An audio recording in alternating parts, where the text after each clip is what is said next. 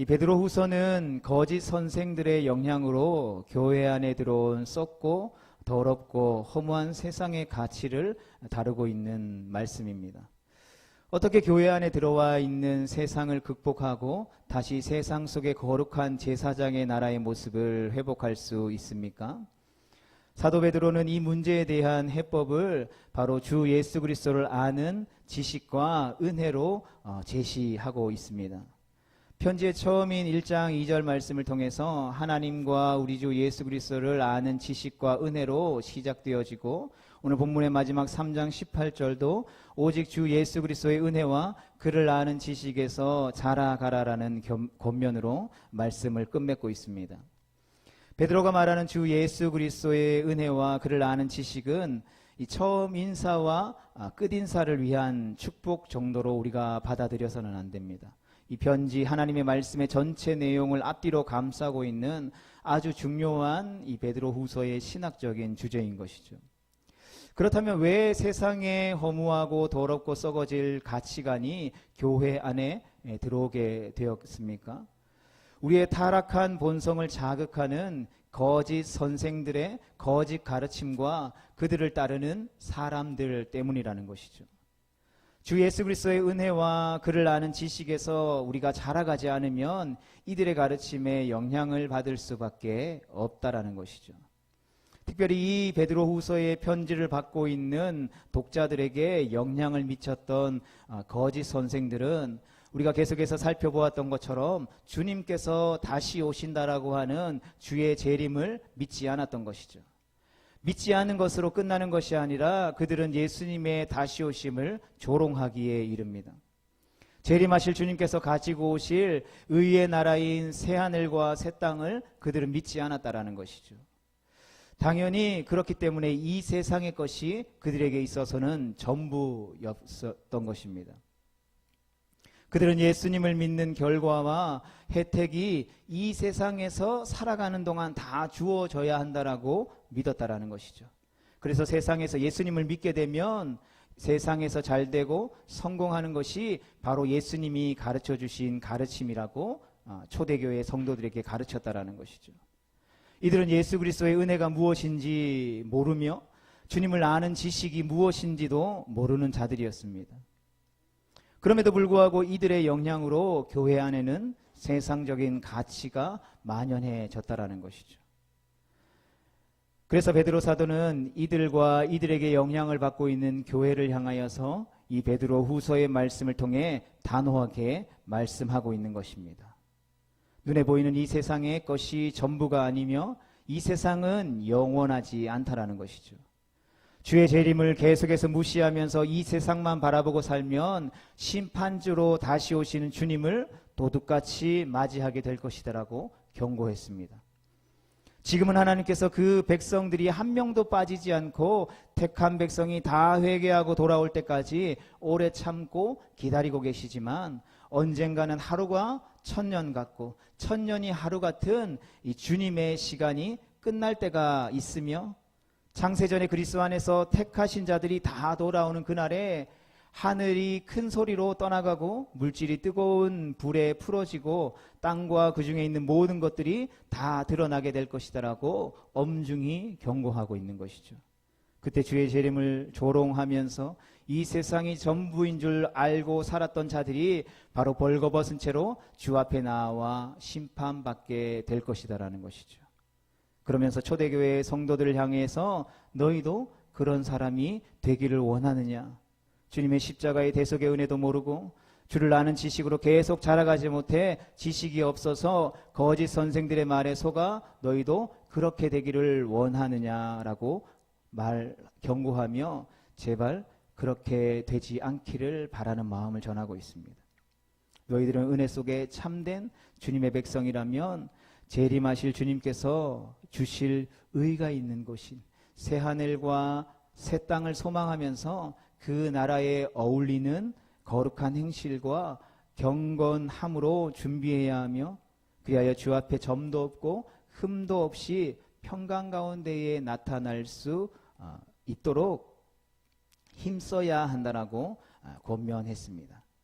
이것이 3장 10절로부터 14절에 나와 있는 권면의 말씀 내용이죠. 성도 여러분, 우리는 지금까지 이러한 베드로 사도의 간절한 권면의 말씀을 살펴왔습니다. 이 권면에 우리의 지금의 삶의 모습을 비추어 보면 어떻습니까? 혹시 우리도 주의 재림을 잊고 살아가고 있지는 않습니까?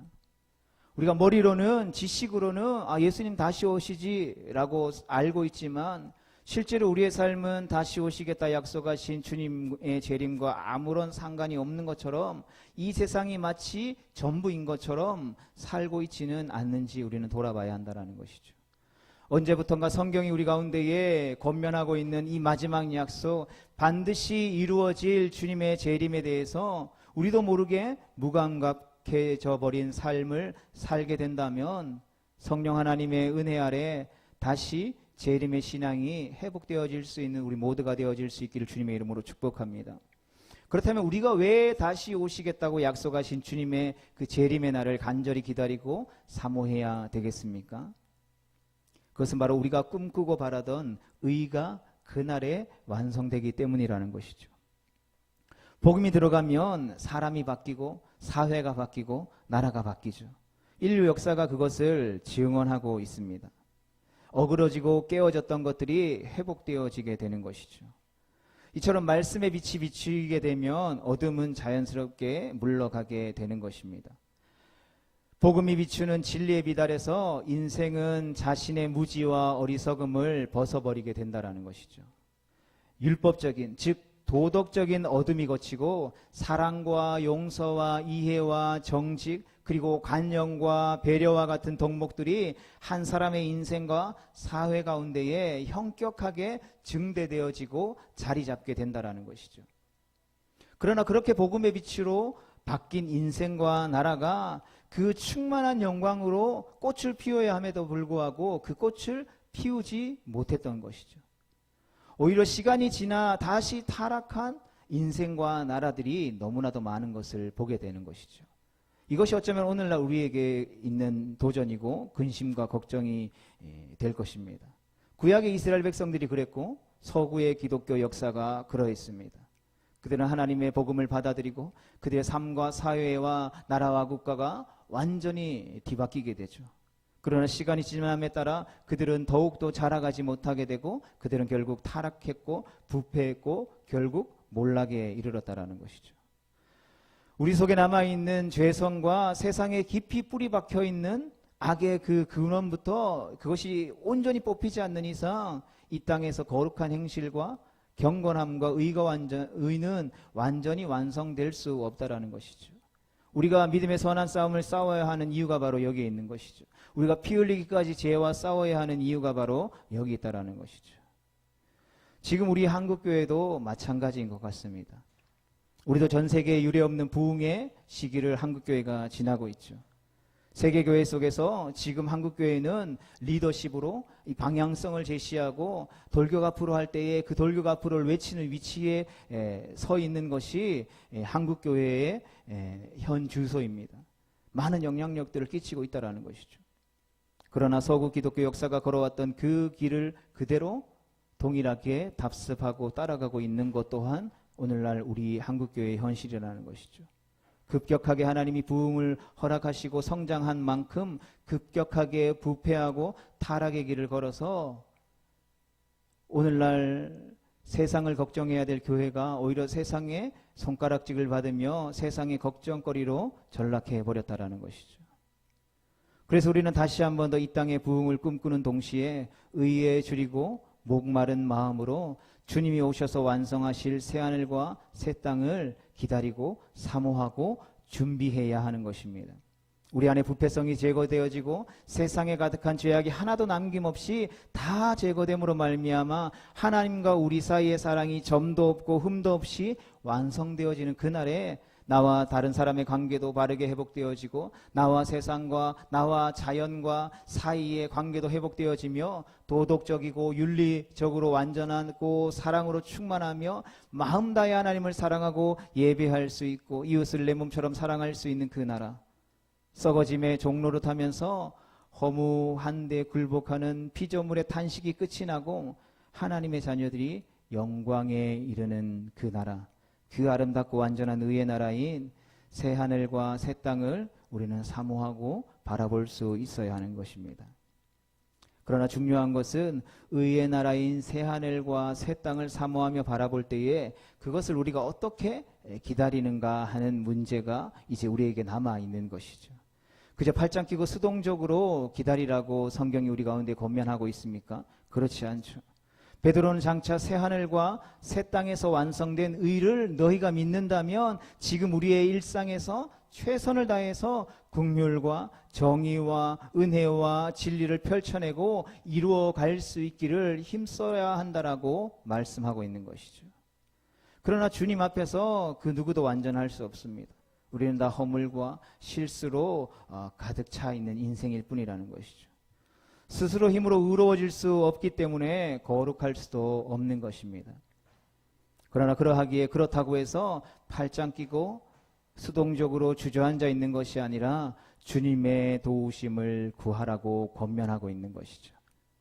그러면서 베드로는 믿음의 덕을 더하고 덕의 지식을 더하며 지식의 절제의 인내를, 인내의 경건을, 경건의 형제 우애를, 형제 우애의 사랑을 더하면서 하나님의 신성한 성품에 참여하기를 힘써야 한다라고 권면하고 있습니다.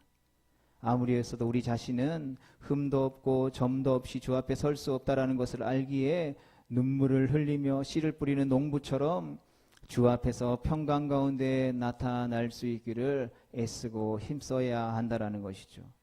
그러한 믿음의 선한 싸움 가운데 좌절이 있고 낙심이 있어도 그렇게 할 때 비로소 우리의 심령이 의에 줄이고 목마른 마음이 되고 다시 오실 주님이 가져다 주실 새 하늘과 새 땅, 그 의의 나라가 기다려지고 소망되어지게 된다는 것입니다. 베드로만 이렇게 말했을까요? 그렇지 않죠. 오늘 베드로 사도는 오늘 본문 말씀을 통해서 사도 바울도 동일한 진리를 말하고 있다라고 가르쳤습니다. 오늘 본문 15절과 16절 말씀을 같이 읽어보겠습니다. 시작. 또 우리 주의 오래 참으심이 구원이 될 줄로 여기라.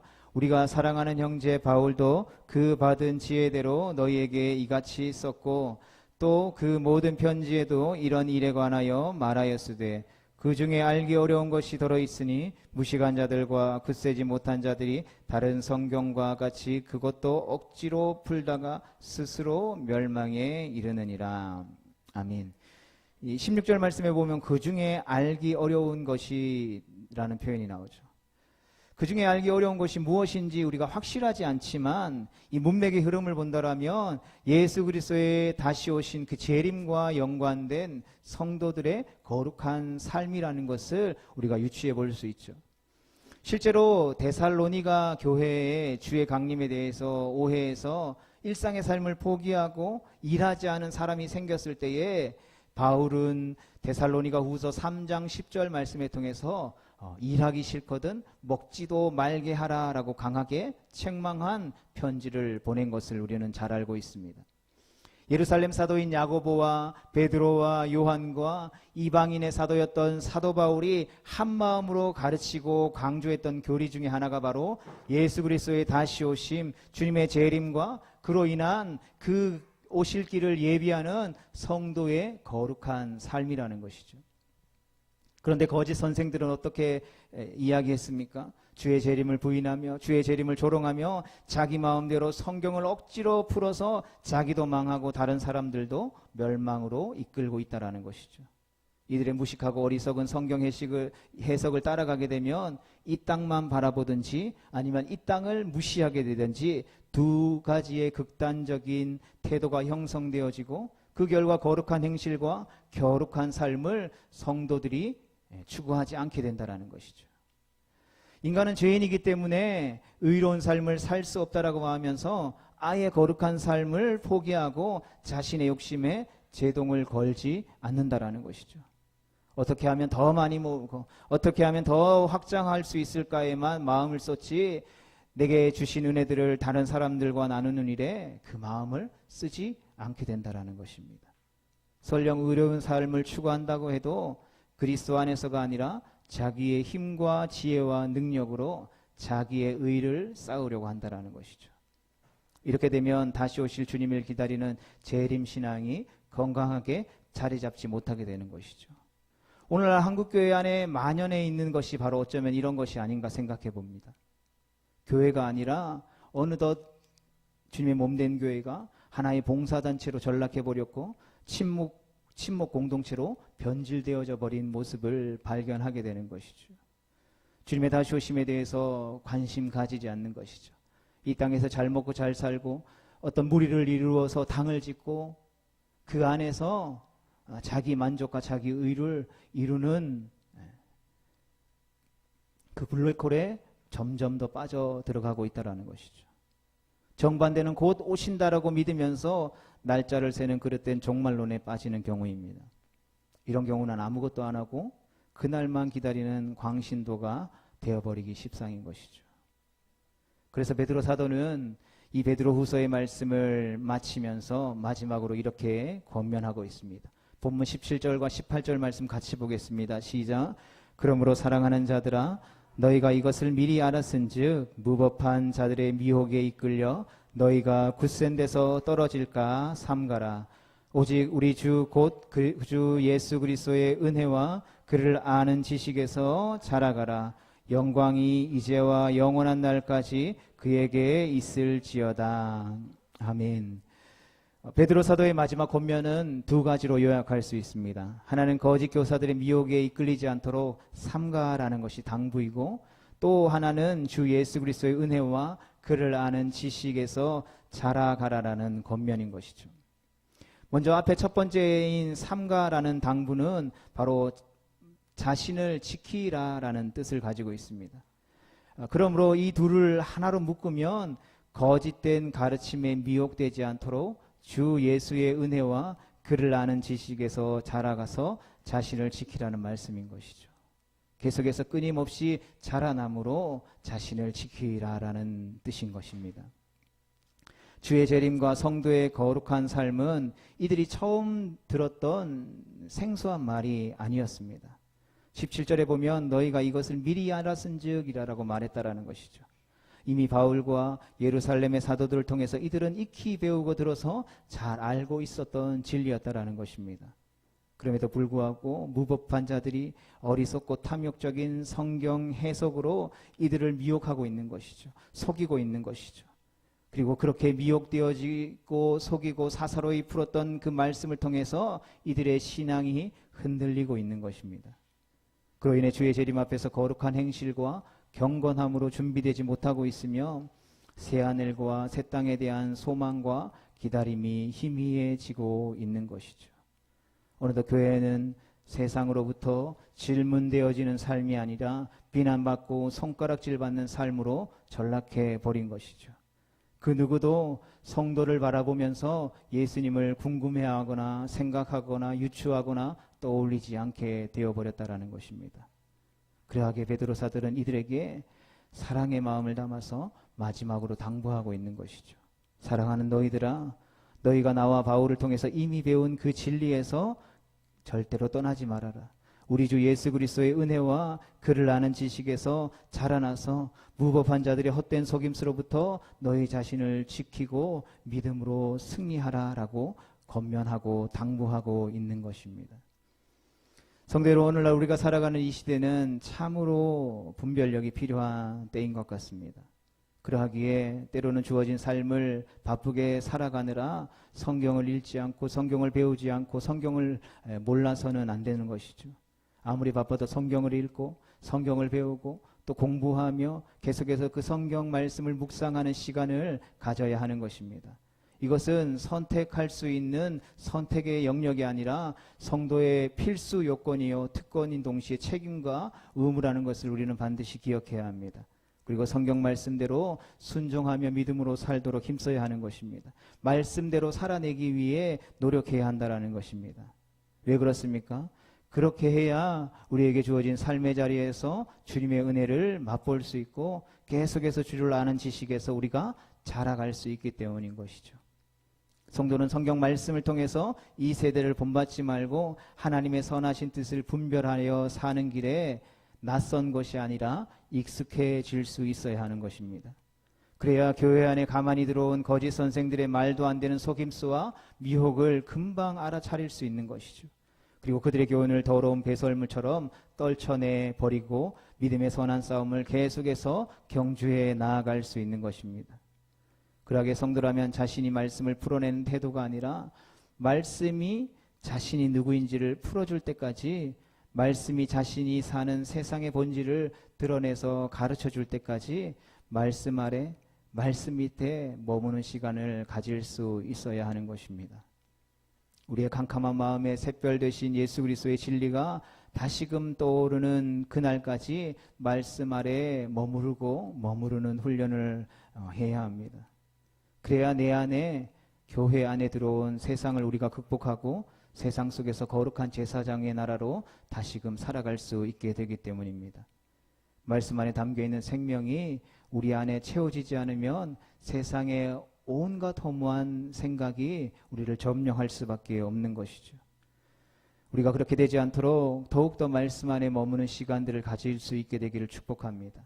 말씀을 따라가면 말씀이 우리를 지켜주고 우리를 인도해 주실 것이기 때문입니다.